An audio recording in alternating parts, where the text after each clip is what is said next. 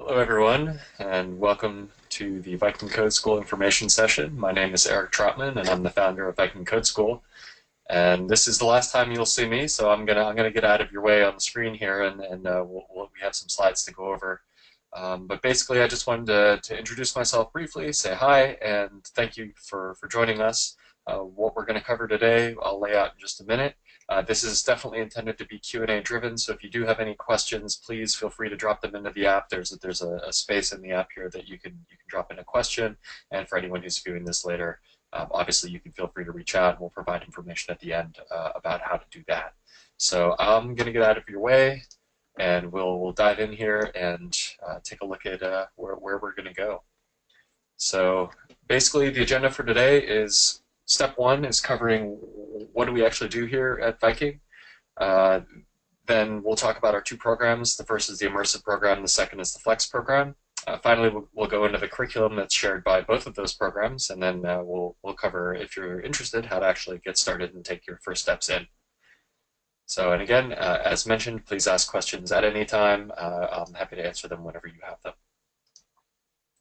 So as far as who are we and why should you care?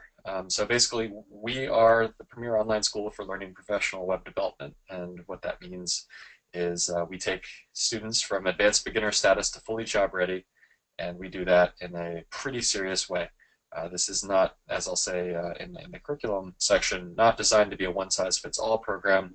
It is designed to be challenging because we do hit a really high bar. But at the same time, we do actually offer a lot of information and a lot of places where you can actually get started from zero, and that's basically part of our prep work, which again I'll talk about a little bit later on. But it's what we do. It's the only thing that we do. We are an online school, and we make developers. So if that's what you came for, you're in the right place. If it's not, then you know I don't know how you got here, but good. Thanks for showing up. As far as our first program is the immersive program, and that for us has for a long time been kind of the flagship program, just because our deferred tuition option is in fact the only program that's available right now online that I'm aware of where it is fully tuition deferred, where it's an online program that you can take from anywhere in the US at least, and you can actually have a full tuition deferral. So the way that program works is it's a highly intensive 12-week journey. It's about it's more than 80 hours a week per student. Excuse me. It's more than 80 hours a week per student, and we have small cohorts. The cohorts are basically designed to be typically something around 15 students, so significantly smaller than you typically get from a program like this. Essentially your interaction with your cohort members is consistent all the time. During the day, you have 3 full group meetings and partial group meetings, and then in most of the day, you spend actually pair programming directly with another student as you go. It's just like being in a live classroom where you have full support from instructors the whole time. You basically kind of raise your hand and virtually, and an instructor will pop in and answer your questions. And if you need anything at all, we're almost always available to help out. So. As we say, it's sort of like being in an in-person program, but it's in your pajamas. As far as what are the logistics of the program, basically cohorts run several times a year. They have defined start and end dates. The preparation process and the application process means that we have a significant amount of preparation that's required beforehand, which again I'll talk about in just a little bit. But it means that we have to close applications several months before the cohort actually begins. So for instance, if our next cohort is in March, you can expect that applications, if the cohort doesn't fill up, applications will probably still close about 2 months ahead of time. If you're interested in applying, the application process means you apply on the website. There are several timed coding challenges and technical interview, potentially more than one technical interview, and those are not designed to be simple. It is a rigorous application and admissions process, and it's one where only about 3% of students are admitted, or less than 3% of students are admitted. So because of the nature of the pace of the program and the aggressiveness with which we teach the material, it is also one that we have a very challenging screening process for. As far as the payment for that program, like I said, The deferred payment option is the one that oftentimes we see students coming in because again we are the only program that currently is doing this online, and uh, regardless of which option you choose, it starts with a $2,000 deposit for enrollment, and then depending which option you choose, the first is the deferred, which is basically the fee for the course is deferred until you're hired, and then it's 20% of your first year's salary, and then there are some eligibility requirements around it. I'm not going to dive into all the fine print here, but essentially it's and we have a lot of information about it on our frequently asked questions page. But basically, you need to be searching for a full-time software engineering role within an eligible geography during the entire period of job search after the program. So that's kind of the high level. And you also, of course, need to be eligible and because of that, located within the U.S. as well. The second option is one that's used by students either who are located internationally or don't necessarily want to get a software engineering job. So we have some students come in and either want to stay in their current job and just want to learn what they're doing and we'll go back to it, or potentially want to start a startup right away or something like that. Or students for whom the economics it just works out where they know that that it's going to be a better deal for them to just pay the upfront.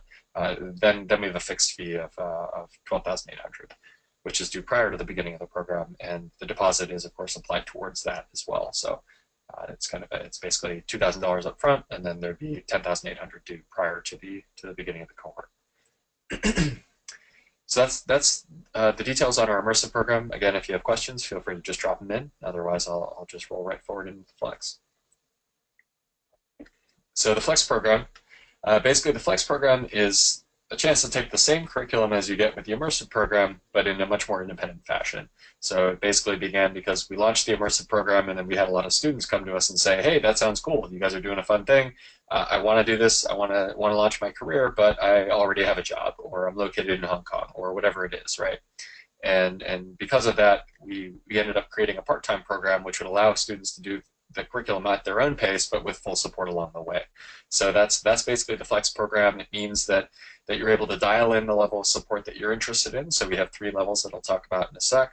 And ultimately, though, it is the same course and the same outcome that we're targeting. And it just fits a little bit differently so that, again, if you're located internationally, if you have a job, if you for whatever reason, the immersive is not a good fit, then the Flex program is likely to be the better option. So as far as the logistics of the program, basically anyone is able to join, so there's not the same complicated application process. Well, I suppose it's not necessarily complicated, but it is a rigorous application process. It's much simpler. You can basically sign up on the site. What we'll do is we'll have a one-on-one chat and just make sure that you have all of your questions answered, that the program is a good fit. And if it's a good fit, we'll let you know how to get started, provide the enrollment information you need, and help you reserve your start date and get ready to go. So we have start dates every Monday, unless there's a holiday, then it's a Tuesday. But otherwise, it is weekly rolling start dates, and we do have limited spots per start date. So we can't have an unlimited number of students starting every week. So there is an advantage to reserving your start date ahead of time. And typically, we generally say that as far as when you should reserve your start date, it's often right about when you expect to be done with the prep work, which, as I'll speak to in the future, is substantial. But we do recommend that you jump into your one-on-one whenever you're ready and whenever you think the Flex program is a good fit, so that you can chat with us and we can go over any questions that you have. So as far as the logistics of payment for the program, we have 3 tiers, as I mentioned. It essentially lets you dial in what is the level of intensity with which you'd like to take the program, and what's the level of support that you'd like to receive along the way. It starts at the top with our guaranteed tier, and that's one where you meet 3 times a week with a mentor who's a professional developer. You have full access to our career services at all times. You have 6 months of job support after the program, and there is a job guarantee, which has some, again, eligibility requirements, which are similar to the ones in the immersive program, and there's information about that on our site. But regardless of whether you choose to take it with or without that guarantee, it's the same program. And ultimately, the point of it is that there is a significant level of support along the way. The standard tier is our middle tier, and it's actually really popular because it allows you to have access to a mentor. It allows you to get the same rhythm of weekly checking in, weekly accountability, without going all the way in and without having to code so often that you have new stuff to show every single 3 times a week as you go through. So the standard tier is often used by students who want access to a mentor, but who are working either full time or part time while they're supporting themselves through the program. And then we have our basic tier, which is it's not a mentor-led tier, but it is one where you have access to all of our basic support, which all of the tiers have, which is basically our Slack community, which has all of our current students, alumni, and mentors, instructors. Basically, everyone is available on our Slack channels, and so when you ask help there, you get a pretty quick response from one of those parties. And you also have access to our live office hours, which is essentially, it's sort of like in college when your instructor said, hey, I'll be there with my office door open from 11 to 12. And we do essentially the same thing where our TAs will, or instructors will host one of these office hours throughout the day, and we have office hours throughout the week. So, and that's totally based on student demand. Another logistical thing is all tiers are based on month-to-month enrollment, so that means that you don't have to commit right up front to some massive thing. You can give it a shot. You can take it for several months and see how it feels. Obviously, we want you to commit to something fully, but we're not going to force you to. It is a long program and it is a real commitment, but you don't have to dive all the way in right on day one. As another note, you can also switch between tiers. There is some advanced notice required just because obviously we're working with mentors, and so there's a little bit of human logistics associated with it, but essentially we're not going to lock you into any particular tier as you go through and along the way. And the only key caveat there is just in the guaranteed tier, it means that you're not able to just sort of switch right into the guaranteed tier and have access to that job guarantee. So that in fact is a little bit different, but you would be able to switch into the guaranteed tier just to take advantage of the additional check-ins and the job support. So if there are any questions about the Flex program, now is not a bad time to ask. Otherwise, I'll rock and roll right into the curriculum. So the curriculum is shared by both programs, and the curriculum starts with the prep, and the prep is substantial. This is far and away the most substantial free prep that's available. In most cases, it's more than the paid prep that you get at other places, and we've done this deliberately because we want to give away as much as humanly possible to get you as prepared as humanly possible, so that when you do start on the core curriculum, you have everything in place, not just to get started, but to do darn well with it. So again, it may seem like a lot if you're, say, taking it from Flex and you're dividing hours by hours and saying, oh, this might take me the better part of a year to complete or something like that. The fact is that the prep work actually allows us to keep that trimmed down and still teach you a ton of material and still give you all sorts of interesting skills. And so what we've ended up doing over time is we've ended up pushing more and more and more of our core content into the prep for free, so that you're able to actually get yourself up to speed more and more, so that we can be more efficient as we go through the core course. So what that means is we have the basic prep, which is available for everyone for free, and it's as all of the prep is, and the goal there is to give you a sense of context. So essentially, if you're starting from zero, what do you need to know to just get your toes in the water with being an engineer? And so that starts with just what is the web, what is Git, how do you do Git version control, how do you work with your command line. We cover web design because we think that it's really important that you understand how to work with designers along the way, and also just how to not be afraid of a little bit of moving things around on the page, right? Like, what are the key fundamentals that you need to know about user experience, about user interfaces, about design and visual hierarchy, just the high level stuff that you need to understand as an engineer to not be terrified and to be an effective team member on a team like that. On the engineering side, most of you likely did not go through engineering school for undergraduate or graduate, and in all likelihood you might get this nagging sense that you're missing something. Well, a lot of what engineering school is all about is just how do you solve problems in a structured fashion. And so the engineering mini course is designed to fill in a lot of those gaps and basically provide you with that sense of understanding of, oh, like, this is how an engineer thinks. And then on the other side, the other half of it is specific to software engineering. It's what is it like to work on an engineering team? And so what do I actually need to know to work in an agile environment and to work on that team?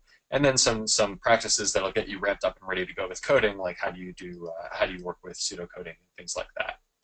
We have a question, which is the prep work free without paying a deposit? And that's absolutely correct. The prep work is available for free to everyone on the website. And that's vikingcodeschool.com/prep. It's a significant amount of material, so I highly recommend that you get started with that. I'll talk about that in a moment. But and then we go into the advanced prep. The advanced prep is designed to take you all the way through HTML, CSS, Sass, and Bootstrap. Again, this is all stuff that used to be in our core course. We decided to give it away for free instead.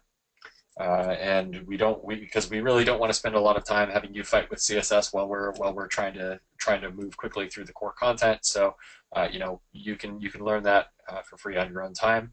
And then we also will cover two of our programming languages, Ruby and JavaScript, in some very deep courses of their own that are designed to really get you well past the beginner stages and ready to go with the course. And as far as which one of those two you choose, that's going to depend on ultimately which track you're on, and I'll talk about that in just a sec. For right now, everybody will be going through JavaScript, and then most of you will be going through Ruby as well. I do see a question. So when it says basic prep work 2 to 3 weeks to complete, how many hours is that based on?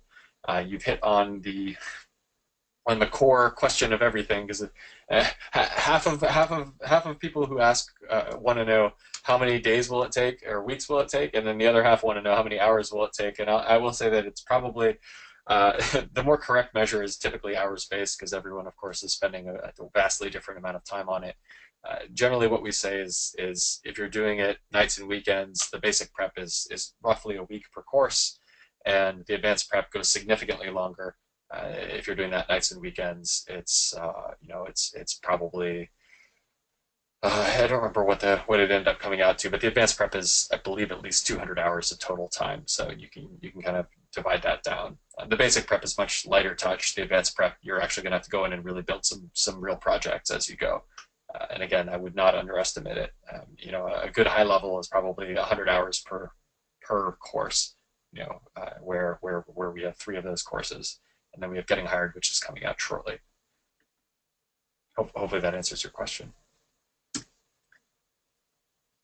So as we go through into the core course, like I said, we've pushed a lot of things into the prep because we want to get you running on all cylinders by the time you get into the core curriculum. And basically what we're going to cover in that is everything is based on data. So we spend a healthy dose of time talking about data. By the way, some of the ordering might be just a little bit different than the diagram here, but everything is ultimately going to be there. The foundation of everything is data. So you're going to get in and you're going to need to understand how do I take this giant hairy website that I'm trying to create and break it down into a simple data model, right? So what are the components? If I have to build Facebook, or if I have to build Amazon, or whatever it is, right? How do I break that down? If I'm on Amazon, how do I break down into products and prices and addresses and users and credit card information and all this other stuff? How do you take all that mess and turn that into a structured core and foundation, and then how do you actually work with that using the SQL language, or potentially how would you store that in a NoSQL database as well? Once you're good on data, then you have what you need to build up into the back end. And so basically we have 2 tracks in the back end. Right now, as I'm speaking, the Ruby on Rails is the only track available. The upcoming Immersive program in March 2017 is going to be using full stack JavaScript, so they're going to be using a JavaScript backend, and then we'll be rolling that out to Flex very shortly thereafter, which I'll explain in a sec. But basically, the backend is designed to teach you everything you need to know to essentially provision, fire up a server of your own using whatever language it is that we've chosen, have good security practices, have good testing practices, and run it as an API for a dynamic front end. Right, so really our goal is to make sure that you're employable as a back-end engineer regardless of which track ultimately you end up on, and they're both awesome tracks, and I especially have a soft spot in my heart for Rails, but then there's some cool stuff going on with JavaScript as well. Once you get past the back end, we go into the front end, and everyone learns JavaScript regardless of what you did on the back end, so that means for us, currently released, we have Angular 1. We'll be releasing React not too long from now, and by the time that you start, if you have not yet started and you're listening to this, we will be in React, and then you will learn React instead of Angular.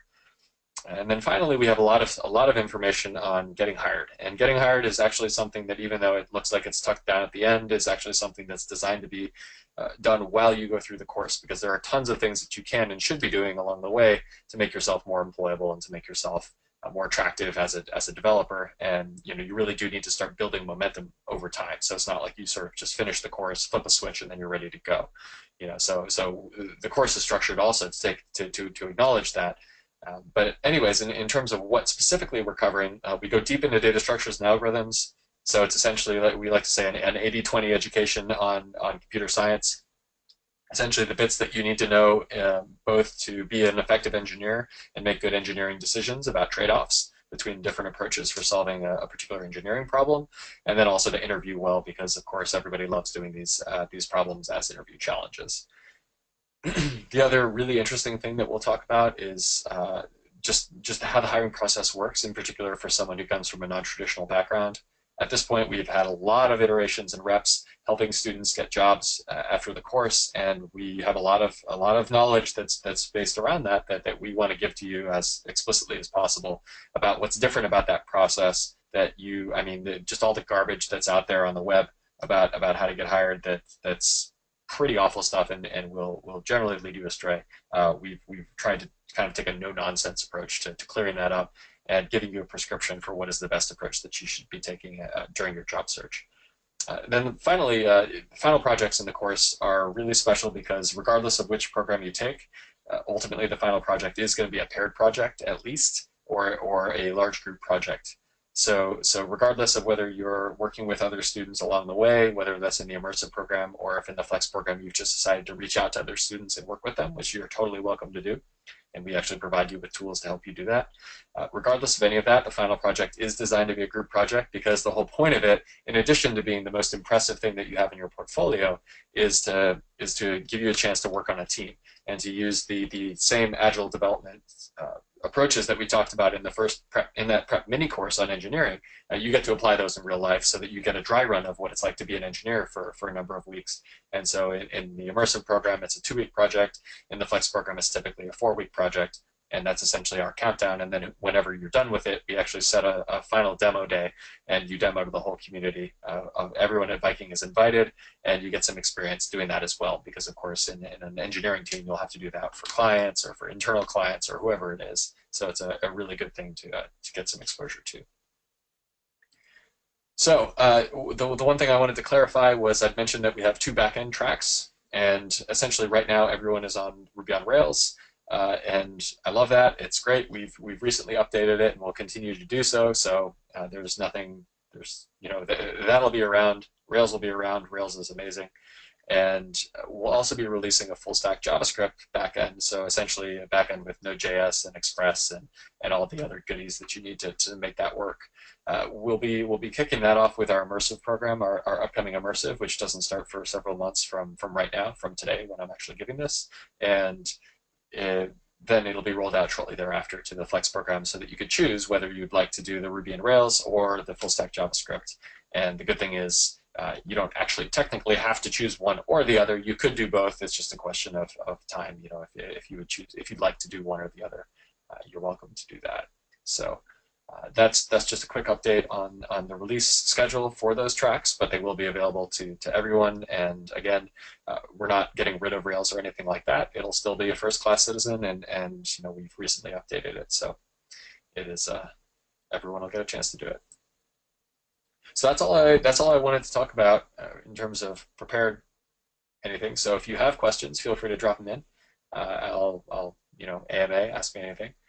In the meantime, while you guys are writing those down, if you have any, I just want to clarify that what are your next steps? If you like what you see,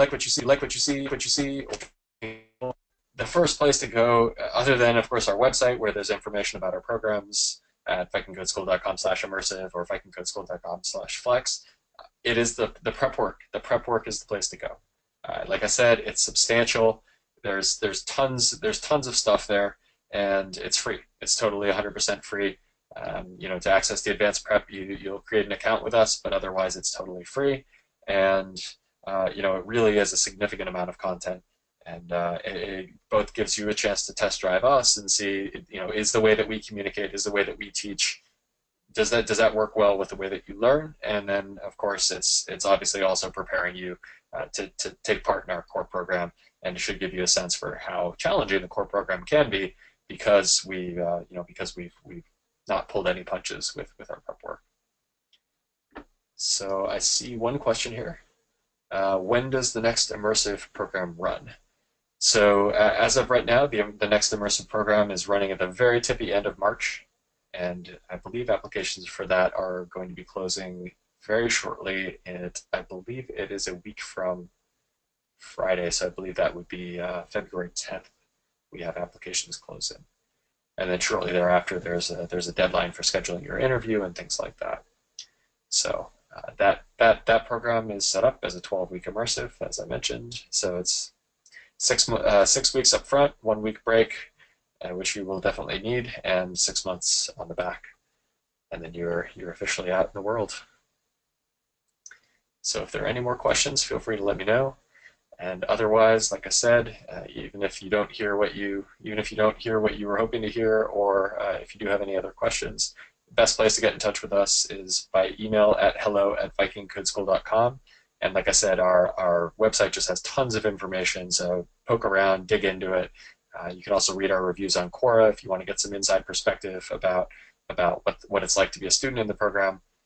And like I said, the prep work is a great place to go. So anyways, I want to say thanks a lot for joining me here, and good luck with everything that you're going to build. And I hope we get to learn with you, but if that's not the case, I hope you build some cool stuff wherever you end up. So thanks a lot. Have a great day, night, or wherever you are, and I'll hopefully see you soon. Cheers.